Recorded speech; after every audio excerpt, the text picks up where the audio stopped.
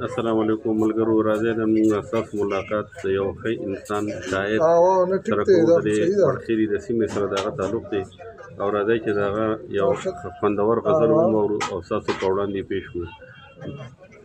حاضر خان رایي صاحب.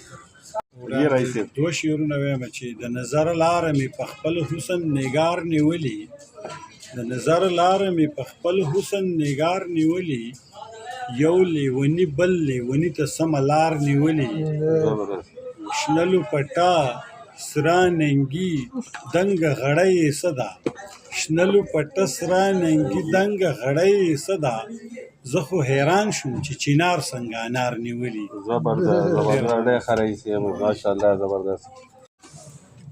رئیس صاحب جی او دا د غزل یو څو شعرونه ورته وایم چې زما ماته په یاد همدغه یاد دي چې زما په سترګو کې چې و تا ته هغه ښکارېده، زما په سترګو کې چې و تا ته هغه ښکارېده، زما په زړه کې چې څه و نو تا ته څه ښکارېده.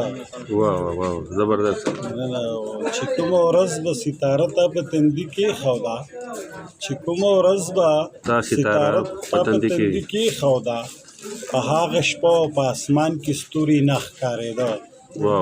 د مینې زهر یو مین داسې په خون خون څکل چې، د مینې زهر یو مین داسې په خون خون څکل چې، د ده په لپو کې به خلکو ته خواږه ښکارېده. او هغوی خو دلته ښه پاخه کورونه جوړ کړه، هغوی خو دلته ښه پاخه کورونه جوړ کړه، هغه چې مونږ ته د څو ورځو میلمانه ښکارېده. زبردست. یو په تصور کې پسې لاړمه د ځان نه ورک شوم، په تصور کې پسې لاړمه د ځان نه ورک شوم، ستا په جبین باندې خالونه ډېر سلمه ښکارېده. ډېر ښه رئیس صاحب. او د محبت په لاره تلي نیغ جانان له تلي، د محبت په لاره تلي نیغ جانان له تلي، څوک چې د ژوند په لاره ډېر کاږه واږه ښکارېده. او یو خوا د لمر رڼا وه بل خوا د جانان حسن و، یو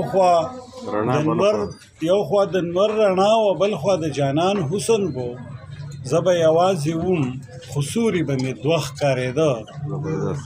او لکه فرهاد راهي راوکنه لرې زرې زه شو، لکه فرهاد راهي راوکنه لرې زرې زه شو، د فریب غرونه که دې هر څومره پاخه ښکارېده.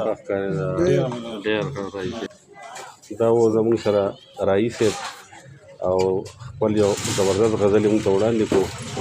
نو امید دی چې ستاسو د ټولو ملګرو به خوښ شوي.